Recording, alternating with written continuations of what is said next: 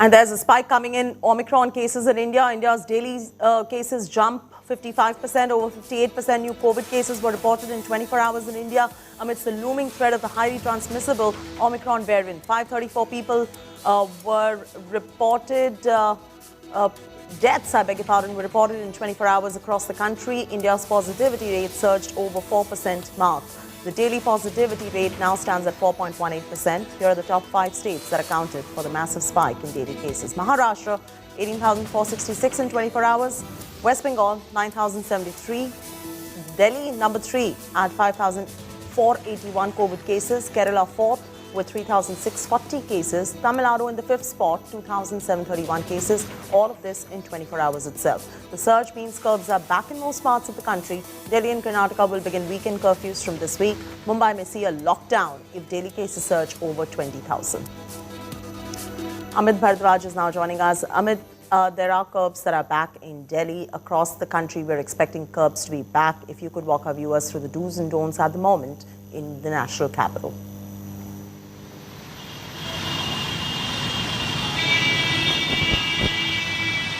Well, absolutely. The increase in the cases that we are witnessing in the national capital and across the country is the only reason because of which these curbs are chipping in.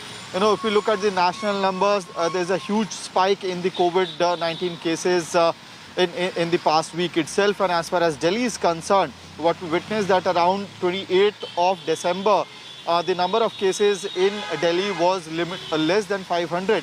But according to the latest data that was released last evening, nearly 5,500 COVID cases were reported within 24 hours. And the positivity rate has shot up to more than 8.2%. So that is the reason we are seeing so many curbs being imposed in the national capital. We know that, night curfew was already imposed in Delhi. And now, along with that, Delhi would also witness weekend curfews from this Saturday itself. So the public movement will be restricted from 10 in the night on Friday up till 5 in the morning on Monday. And along with this, there are capping on, the private offices as well. The private offices will be allowed to call only 50% of the employees to their offices. And the government employees will have to now work in work from home mode. Only those associated with the essential services department would be allowed to go to their offices. Now, all these curbs are coming in, and it is, in a way, giving a complete resemblance of as to how things had started to, the clampdown was imposed in the national capital around April in 2021. We had seen that in April, first it was night curfew that was imposed.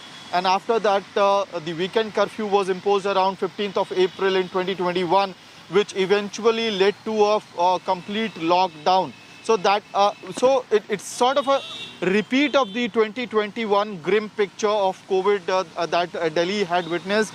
And yet again, what we are seeing is that the cases are continuously increasing, and the curbs are also being imposed in the national capital.